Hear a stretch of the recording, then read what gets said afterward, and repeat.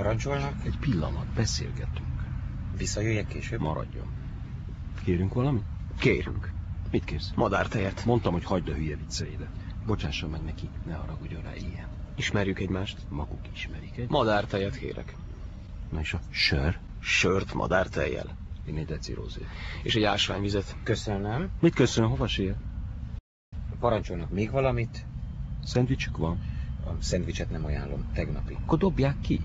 Tudom ajánlani a pizzánkat. Kicsi pizza, nagyon finom. És hogy melegítik fel azokat az icipici pizzákat?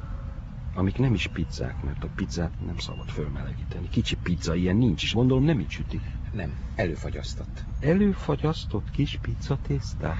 A betlehemi gyerekgyilkosság az volt valamihez hasonló.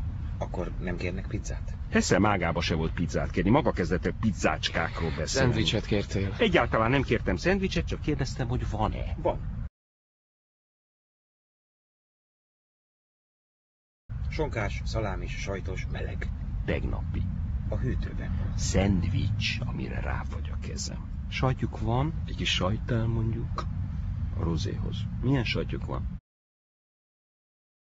Trapistán van. És feta sajt. Rozé, ásványvíz.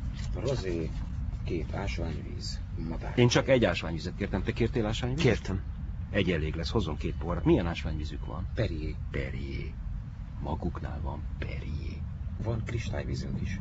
A Perrier nekem túl erős. Akkor te kéri kristályvizet? Te kérj, majd a tiédből iszom. Én Perriert kérek. Az nekem túl erős. Én viszont azt szeretem. Akkor nekem hozzon egy pohár sima csapvizet. Hideg legyen, de ne túl hideg.